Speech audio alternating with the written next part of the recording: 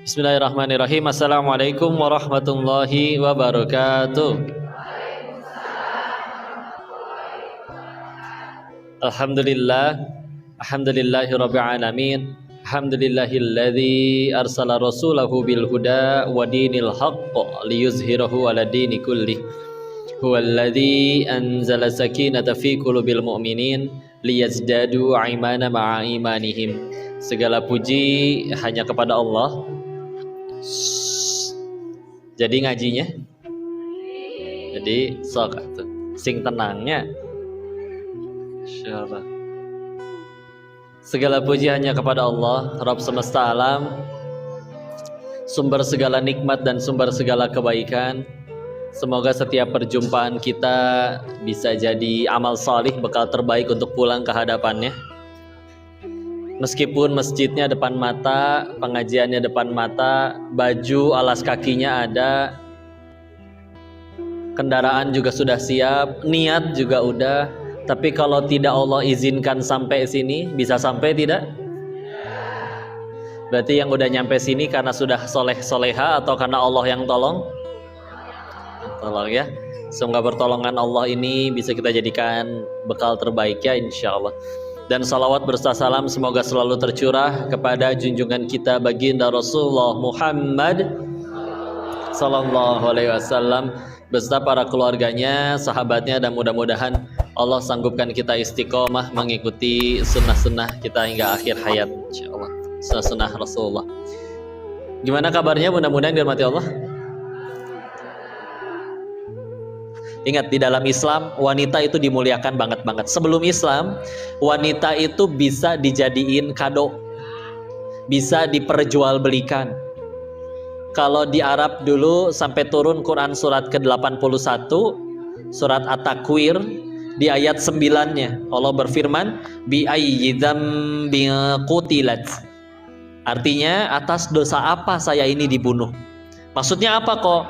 Ketika kita baca tafsirnya, contoh dari tafsir Al-Azharnya Buya Hamka, beliau mengutip riwayat dari Ibnu Abbas, karena di zaman dulu itu kalau ada seorang wanita ingin melahirkan, sama suaminya disuruh ngelahirin di depan rumah. Karena di depan rumah udah ada tanah yang sudah digali, kalau keluarnya bayi perempuan, langsung dikubur hidup-hidup itu bayinya. Itu kejadian di zaman ketika sebelum Islam datang. Makanya para anak bayi itu mempertanyakan nanti di hadapan Allah, saya dibunuh gara-gara apa? Baru juga lahir. Karena dulu sebelum Islam datang, wanita itu diperlakukan seperti itu. Semenjak Islam datang, wanita diangkat derajatnya mulia. Kita tahu di Al-Quran ada surat wanita, An-Nisa. Apakah ada surat laki-laki, Ar-Rijal? Nggak ada ya. Adanya Rijal Armada ya. Maka betapa mulianya wanita. Orang bilang wanita yang kayaknya paling dimuliakan sepertinya Ratu Inggris, karena nggak semua orang bisa salaman dengan mereka. Enggak. Ya. Di dalam Islam setiap wanita jauh lebih mulia daripada Ratu Inggris. Sampai kalau ada seorang laki-laki ingin menyentuh wanita tersebut, syaratnya satu, buat perjanjian dengan sang pencipta wanitanya. Mitsaqon ghalidha. Ya. Termasuk di dalamnya membimbing, memimpin, melindungi, menafkahi lahir dan batin. Kak, nanti kalau udah nikah pengen beli pakaian baru, mintanya ke suami ya, karena itu termasuk sesuatu yang harus dipenuhi. Jadi jangan beli gamis sendiri ya, jangan beli pakaian sendiri, minta kepada suaminya. Sekarang suaminya belum ada kok, minta ke suaminya mamah ya. Siapa berarti? Masya Allah ya. Maka ini izin berpesan bagi kalian pada punya Instagram, punya. Kalau suatu hari kalian tiba-tiba di DM oleh Song Joong Ki ya, atau Lee Min Ho, atau 7 personil BTS yang sudah mualaf semuanya, Masya Allah ya, saking solehnya mereka hafal 31 juz, kelebihan offset ya. Dan 7-7-nya ingin menjadi suami ke-1 sampai suami ke-7 kalian, serakah ya. Anggap kalau mereka berkata, aku mencintaimu Katakan halalkan atau tinggalkan bang, dengan tegas ya. Tapi neng, kak, aku beneran sarang beo. Aku beneran sayang. Kalau sayang, silakan. Ayah saya setiap hari standby di rumah setiap bada isya. Jangan lupa bawa martabak. Iya, tuh harus modal ya. Kenapa? Gini, kalau kita cinta sama seseorang, pasti ingin selamanya dengan orang tersebut, betul? Masalahnya di dunia nggak bisa selamanya, ya. Kan kita bakal mentok sama umur, maut, ya. Maka Allah udah nyiptain tempat untuk berbahagia yang abadi, yaitu di surganya Allah. Maka kalau ngakunya sayang tapi nggak mau ngajakin ke surga, ngajakinnya ke hotel berduaan, berarti omong kosong. Kadang mending kalau ke hotel. Ada yang ngajaknya ke kuburan, karena kuburan Cina mah nggak serem katanya. Ada yang kalau di kota-kota besar di kolong jalan tol, ya nggak modal, dijajadinnya cilor atau telur gulung, ya. Maka kalau dia beneran sayang, maka pasti akan ngajakin ke surga, nggak akan ngajakin ke tempat yang Allah nggak suka. Kalau dia beneran sayang, akan menemui walinya untuk menghalalkan. Nah, kalau misalkan ngakunya sayang tapi diminta nemuin bapak nggak berani, beraninya cuma ngajakin anaknya doang, berarti omong kosong. Ulangi. Omong kosong. Ya. Jadi gitu ya. Nanti jangan tertipu. Mau setampan apapun, lihat kok hidungnya lancip kayak perosotan TK, misalkan ya. Misalkan alisnya kayak ulet bulu lagi mau kawin, ya. Nggak peduli ya. Kalau dia benar-benar sayang, pasti ngajak ke surga. Jadi jangan mau dimodusin ya. Kok saya mah nggak pacaran kok, cuman kadang setiap jam 3 dia suka bangunin aku tahajud. Ya. Yakin cuman kalian doang yang dibangunin? Hah? Yakin? Laki itu ibarat makanya ninja tuh kebanyakan laki-laki ya, karena suka tebar piau tuh ya, disebar kemana-mana ya, shuriken ya.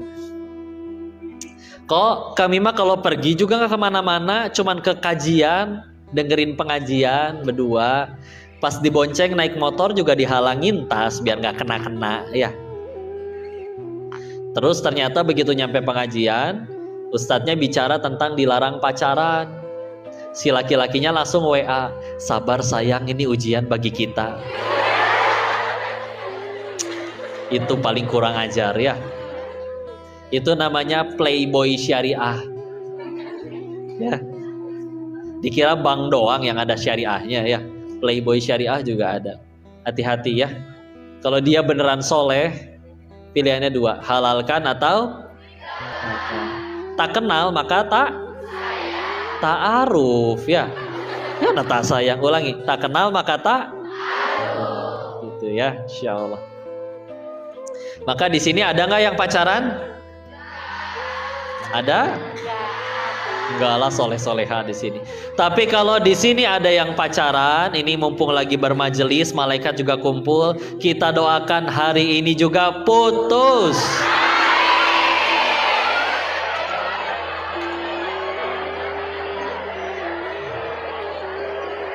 Nah, tenang ya. Kenapa? Yang pacaran coba yang kalian tahu dia punya pacar, bisikin astagfirullah di kupingnya coba.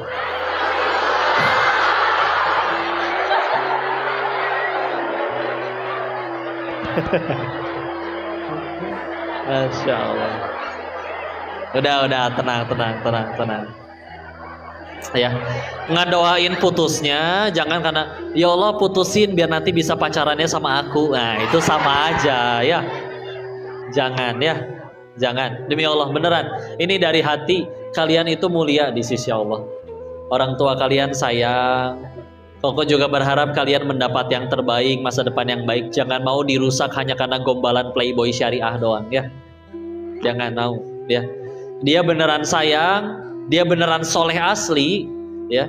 Pasti nggak akan berani ngapa-ngapain kalian. Pasti akan ya tadi beneran cinta dia, ya udah pasti dihalalkan, nggak akan dipacarin ya. Yakin? Sepakat? Ya udah ya. Tapi bismillah lah, laki-laki di sini kelihatannya soleh-soleh semua ini kelihatan. Masya Allah ya. Masya Allah. Bismillah ya. Semoga Allah muliakan kalian. Jaga diri, beneran jaga diri ya. Kalau kalian diapa-apain, dijahatin orang, nanti lapor ke Koko ya. Lapor doang. Ya Masya Allah. Baik, bismillah kita lanjutkan. Semuanya sekarang di sini pengen jadi orang sukses? Angkat tangan. Baik ya, berarti semuanya pengen jadi orang sukses. Kok gimana sih cara paling mudah untuk bisa sukses? Ternyata semudah kita mencari masalah. Gimana maksudnya nyari masalah? Contoh ya, siapa presiden ketiga Indonesia? Pak Habibie ya. Kenal sama Pak Habibie? Ada WA-nya? Ya kenal, kirain ada satu grup WA gitu ya. Masya Allah. Pak Habibie sebelum jadi presiden, beliau dikenal di dunia teknologi karena sanggup membuat pesawat terbang ya.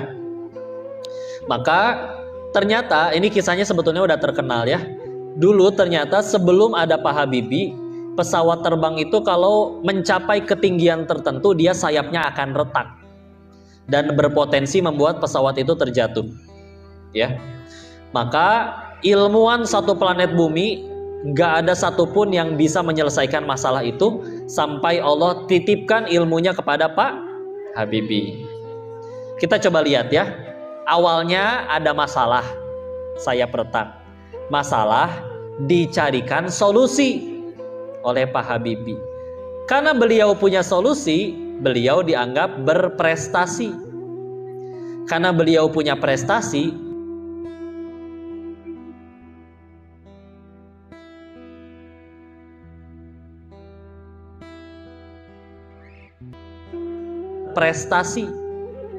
karena beliau punya prestasi, beliau dianggap orang yang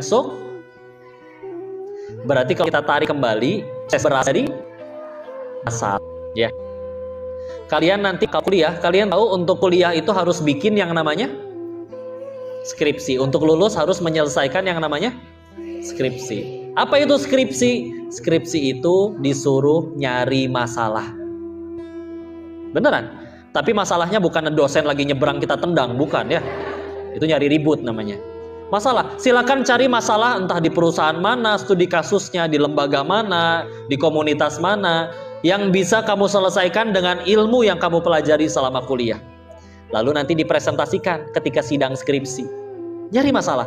Kalau masalahnya aja nggak ketemu, nggak akan bisa lulus. Ya, nggak akan bisa lulus. Kalau SMK ada tugas akhir nggak?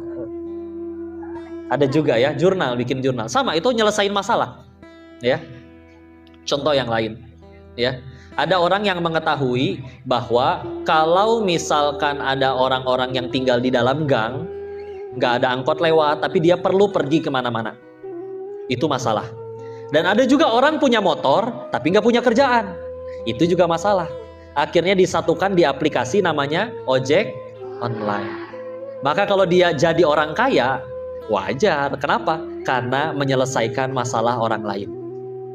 Ya.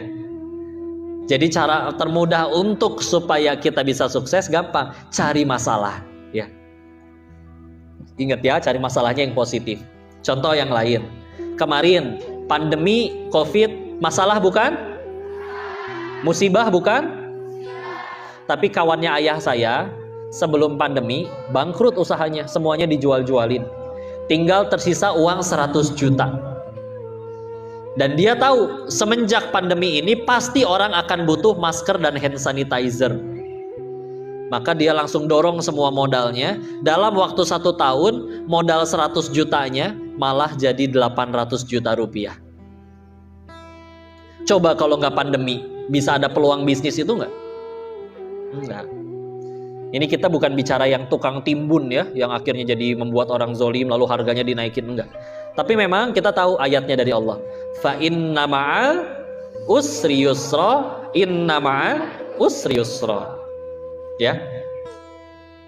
Di balik kesulitan ada kemudahan. Tapi kita lihat, orang Arab setiap kali mendengar ayat ini, contohnya Umar bin Khattab, beliau berkata, di balik satu kesulitan akan ada banyak kemudahan. Loh, kok tahu dari mana? Kan ayatnya sama persis. Ketahuannya, kalau di dalam bahasa Arab ada yang namanya ma'rifat. Cirinya diberikan alif lam. Contoh ya. Apa tuh? Kayak pengumuman di stasiun? Hah? Oh, bel ya. Kirain keretanya mau berangkat bentar lagi ya. Maaf ya. Misalkan itu di luar ada kursi. Bahasa Arabnya kursiyun. Kalau kita bicara kursiyun tanpa alif lam berarti dia nakiroh umum. Berarti kursi yang itu ialah kursiyun, yang itu juga kursi, yang itu juga kursi. Tapi kalau sudah ada alif lamnya, al-kursi, kita menunjuk pada satu, maka pasti kursi yang itu aja. Bukan yang itu, bukan yang itu, bukan yang lain. Di situ usra, kesulitan, menggunakan alif lam. Berarti kesulitannya pasti yang itu aja. Ya, sedangkan kemudahannya yusron pakai alif lam nggak? Fa inna ma'al usri yusron, nggak pakai alif lam. Berarti pasti banyak kemudahan karena nggak cuma satu. Ya, itu masya Allah. Dengan satu kaidah bahasa aja orang Arab tuh langsung ngerti bahwa ternyata di balik satu kesulitan pasti ada kemudahan. Biasanya yang bikin kita nggak sukses itu pikiran kita sendiri. Saya emang gak akan bisa lah seperti orang itu. Ngelihat rumah gede, saya emang gak akan bisa lah ngebeli rumah ini. Ngelihat orang sukses, saya emang kayaknya gak tercipta untuk itu. Kita menutup diri kita sendiri. Potensi otak kita akhirnya jadi tertutup, diblok. Ya, jangan. Mulai sekarang ganti caranya. Ngelihat rumah bagus, jangan berkata saya gak bisa beli, tapi diganti dengan cara bagaimana saya bisa beli rumah ini. Karena kalau depannya pakai bagaimana, otak jadi terpacu buat mikir. Meskipun bagaimana caranya ya, apa ngerampok, nah misal. Tapi seenggaknya otak jadi mikir. Walaupun akhirnya ada yang negatif, nanti iman bicara, oh ngerampok kan nggak boleh, kata malaikat belah kanan ya.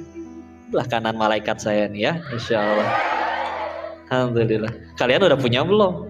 Ya jomblo. Enggak lah, tenang ya.